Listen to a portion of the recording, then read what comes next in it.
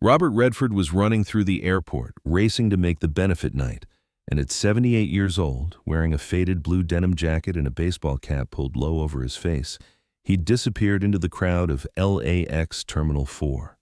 Final boarding call for Flight 1847 to New York JFK. 42 minutes late, and a 12-year-old girl in Montana was waiting for him, but he was about to miss his flight, and minutes from now, an attendant would tell him, "You're not special."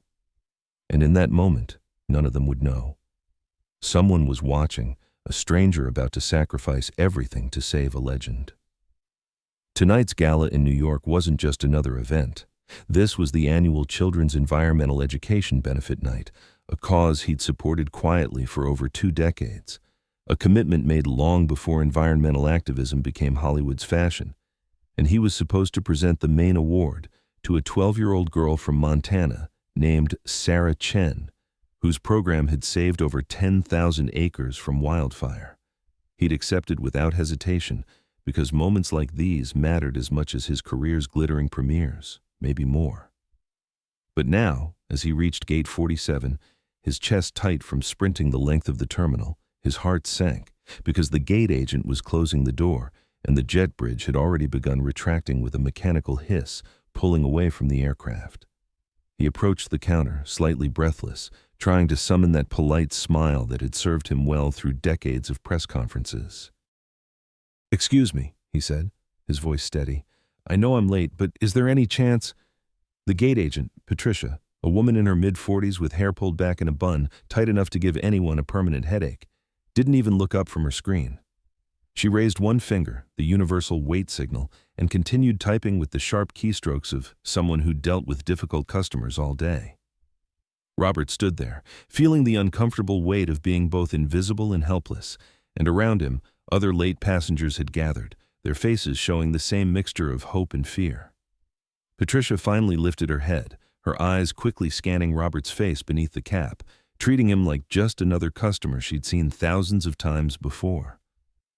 "Flight's closed," she said, her tone carrying that coldness that indicated she'd had this conversation at least 50 times a day.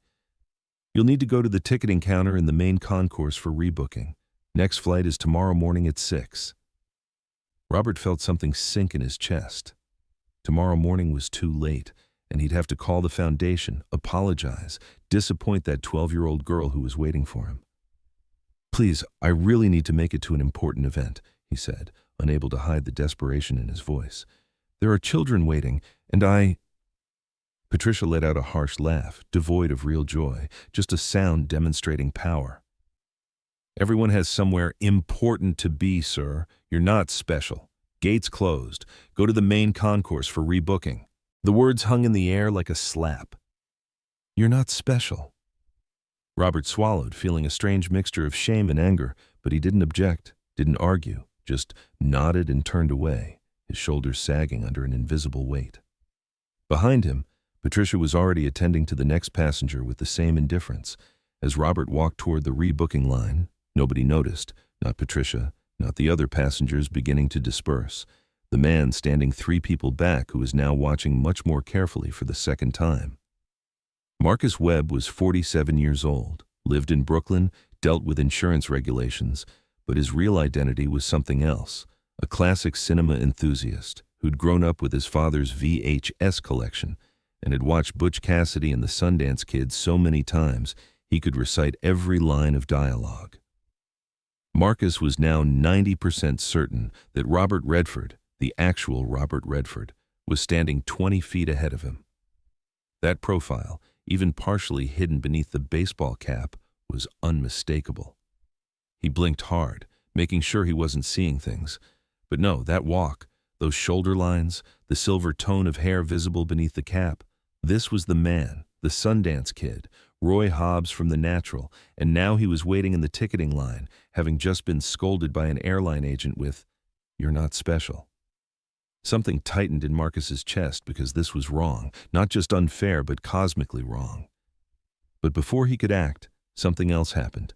The line moved with agonizing slowness, and ahead of him, a businessman was talking about an urgent meeting, a woman about her sister's wedding, a student about finals, and they all received the same answer, understanding but firm, Options limited. Nothing available until tomorrow morning.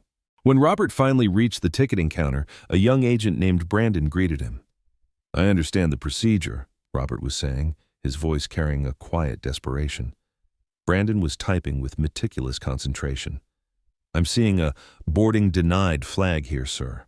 The flight was oversold, and since you arrived after the final check-in time, your seat was given to a standby passenger. I can get you on tomorrow morning at 6, but we're completely full tonight. I'm very sorry. The words, boarding denied, created a tremor across Robert's face, and his shoulders sagged in a movement so subtle that anyone not watching closely would have missed it. But Marcus caught it, and in that moment, he decided to do something that was either incredibly generous or incredibly foolish. Excuse me, he heard his own voice, coming out stronger than he felt. I didn't mean to eavesdrop, but I'm on that flight, 1847 to JFK, and if it's possible, I'd like to give my seat to this gentleman. Brandon looked confused, and Robert turned, seeing Marcus directly for the first time, his blue eyes registering surprise and perhaps something that might have been embarrassment. That's very kind, sir, but I'm not sure the system allows direct seat transfers between passengers, Brandon said. It's not standard procedure. Marcus stepped forward, pulling out his boarding pass. Then I'm forfeiting it. I'm officially giving up my seat. Give it to him. I'll take the 6 a.m. flight tomorrow. Robert was already shaking his head, raising his hands in a gesture of gentle refusal. No, this is incredibly generous, but I can't let you do this. You have your own plans, your own reasons. Marcus looked directly into his eyes, and in that moment, something passed between them. Not recognition, not as celebrity and fan, but as two people who understood what it meant to sacrifice for things that mattered. My daughter Emma has a dance recital tomorrow afternoon, Marcus said simply. I was flying tonight to surprise her, but to be honest, she'll be just as happy if I go in the morning. Something tells me what you need to get to is more urgent. There was a heavy silence, full of unspoken things, and Brandon was looking at both of them like a tennis spectator, his fingers still frozen over the keyboard. The system really isn't designed for this, Brandon said weakly, but his tone suggested he wasn't saying it wouldn't work, just that he was looking for a way to make it work. That's when Patricia, the earlier Sterngate agent, appeared beside Brandon's counter, drawn by the unusual commotion. She glanced at the computer screen, then at Marcus, then at Robert, and her eyes slowly widened, and she stood as if something had touched her, frozen like a frame in slow motion. Then she moved closer to get a better look at Robert's profile, the cap, the worn jacket. But those features. Wait a minute, Patricia said, her voice now very different from her earlier harsh tone. You're... She couldn't finish the sentence. Robert gave her a small, tired smile, and Patricia's face changed instantly. The professional distance, the customer service cynicism, all of it melted away, replaced by something close to awe, followed immediately by horror. Patricia brought her hand to her mouth, her eyes widening. Oh my God, she whispered. You're Robert Redford. Brandon looked up, confused. What? Patricia was still in shock, her voice trembling. This is Robert Redford, the actual Robert Redford. She couldn't stop herself, her face flushing. I just told you you're not special. Her tone had completely changed now. The arrogant professionalism vanished, replaced by pure horror and shame. Robert raised his hand in a gentle gesture. Please, it's fine.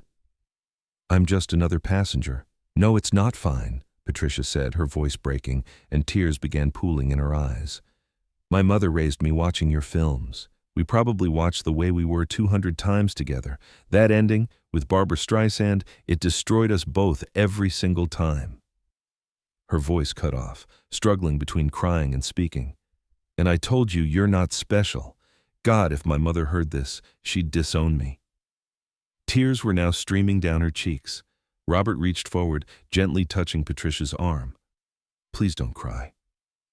Really, you were doing your job. I was late. It's procedure, I understand. But Patricia shook her head, the tears not stopping. No, it wasn't procedure. It was rudeness. I didn't even listen to you. I just treated you like another unfortunate customer. And you're a legend. My mother loves you so much. She collected all your films on DVD out of Africa. A river runs through it, The Natural, all of them. Something soft appeared in Robert's eyes. Give my regards to your mother. Please stop being upset now. But Patricia couldn't stop, and there was a box of tissues beside her. She pulled one out and blew her nose. The first day I started working here, I promised myself I'd treat everyone with respect, that everyone has a story. But as the years passed, I hardened. I got tired. And now, Brandon was watching this scene, not knowing what to do, and Marcus was there too, silently, but with genuine compassion. Robert took a deep breath. Patricia, he said softly, do me a favor. Patricia looked up through her sobs. Anything. Forget this gesture. Forget the hardening. Remember how your mother raised you. Because the world needs more kindness, not less mechanical procedure. Patricia dissolved into a fresh wave of tears, but this time it was a little lighter, and she nodded. I promise, I swear, I'll never again. Robert smiled. Then I forgive you. And now, if you can make this seat transfer happen, I'll be forever grateful. Patricia took a deep breath, trying to shift into professional mode, but her eyes were still wet. I'll call Steve, the supervisor. He can approve it. Brandon, get this gentleman some coffee, please. From Starbucks, the best kind. On me. Brandon was still a bit shocked but obeyed, and Patricia pulled out her radio, speaking into it quickly and urgently. Steve, this is the ticketing counter. I need urgent supervisor approval. Come now. After a static pause, a male voice came through. Patricia, what happened? Is there a problem? Patricia looked at Robert, then at Marcus, then back at Robert. Steve, trust me. You need to come here, now. While they waited, Patricia wiped her face with the tissue. Some of her makeup had run. Her eyes were swollen. I'm sorry, she said to Robert. This isn't very professional. On the contrary, Robert said. This is very human, and humanity is always more valuable than professionalism. Minutes later, a harried-looking middle-aged man in a supervisor vest, Steve, arrived. He saw Patricia's condition, the swollen eyes, then looked at Robert and did a double take, his mouth falling open. Is this for real? He whispered. Patricia nodded. Steve, I just told Robert Redford he's not special and turned him away from the gate. Steve's eyes widened. You did what? I know, Patricia said in agony. I know, but we're trying to fix it now. This gentleman, she indicated Marcus, wants to give his seat to Mr. Redford, but the system requires approval. Steve turned to Robert. Mr. Redford, is this correct? Do you need to get to New York tonight? Robert nodded. There's a Children's Environmental Award ceremony. I need to present an award to a 12-year-old girl. But if this is getting too complicated, Steve raised his hand. Nothing's complicated. Brandon, process everything Patricia said. I'll sign off on it. Mr. Redford, this boarding pass is yours, and please, if you ever trust our airline again, we're grateful. Patricia was overtaken by a fresh wave of tears, but this time they were tears of relief. Thank you, Steve. Steve looked at her, stern but understanding. Patricia, go home. Finish your shift, then talk to your mother. Don't forget this night. Patricia nodded. Within 10 minutes, Robert was holding a new boarding pass, departing from Gate 51 in 30 minutes, and Marcus had received a new reservation for 6 a.m., plus a complimentary round-trip voucher to anywhere domestic. As Patricia handed Robert the boarding pass, she dissolved into tears again. Please tell your mother I love her so much, and I'm grateful she raised me with your films. Robert took the card, then turned to Marcus. I want your address, your email. I'm going to send Emma something special for her recital, and I'm inviting you both to Sundance next year, all expenses paid. Marcus felt his throat unexpectedly tighten. You really don't have to do that. Just knowing you made it to the event is enough. Robert's expression grew serious. Marcus, I've been in this business for 55 years. I've met thousands of people. Most want something. You gave up your seat, changed your plan for someone you didn't even know was me. That's rare. He extended his hand and Marcus shook it, those hands that had directed films at Sundance, ridden horses in the Utah mountains, hands that were calloused and strong. Thank you, Robert said, for Emma and for reminding me that people can still be good. As Robert walked toward Gate 51, his gait still carrying that unmistakable Redford posture, Marcus was still watching the retreating figure, and Patricia leaned against her counter, her eyes still red. "I'll never forget this," she said quietly. Marcus looked at her. "Forget what?" "The power of kindness. Real, genuine kindness. Not the Instagram performative kind. Real, human kindness." Brandon nodded enthusiastically. "And you gave up first class for it." Marcus thought of Emma, his father's hidden VHS tapes, how Robert had asked for his daughter's name. "Not crazy," he said. "Just right." 3 hours later, Robert Redford was standing on a stage at the Manhattan Children's Environmental Center, applause spreading over him like a warm wave, and 12-year-old Sarah Chen from Montana stood beside him, holding a tree-shaped crystal award, her eyes shining with tears. Robert had told the audience his story, about the unexpected journey at the airport, about the stranger who gave up his seat, about the reminder that kindness still exists in surprising corners of the world. "I've spent most of my life in beautiful places," Robert said. "Mountains, rivers, places we fight to protect. But tonight I was reminded that the most important environment we cultivate is the one between people, the ecosystem of kindness, the renewable resource of compassion." Sarah looked up at him and whispered, "Would you really have almost missed your flight to see me?" Robert leaned down. "I would have swum to New York if I had to." "You did something extraordinary, Sarah. Someone made sure I could be here. That's how it's supposed to be." The gala that night exceeded all expectations, raising over $2 million in donations, and photographs would show Robert Redford, 78 years old and still remarkably handsome, talking to young activists, listening. But the most important photograph would come 3 weeks later from Brooklyn, a little girl in a snowflake costume, arms spread as she twirled, and on the back, in Marcus's handwriting, "Emma's recital." "Made it just in time. Thank you for reminding me that some delays are blessings." Robert would hang this in his Sundance office, next to the Jeremiah Johnson call sheets, next to old festival passes, a memento of a moment when things worked the way they're supposed to work. Not because of movie star magic or Hollywood connections, but because an ordinary man in an airport line decided that kindness mattered more than convenience. 3 weeks later, when Patricia finished her shift and went home, she called her mother, crying as she recounted that day, how she'd been rude to Robert Redford, how she'd been forgiven, and her mother listened quietly on the phone, then whispered, "Daughter, sometimes life gives us second chances. Show that you deserve it."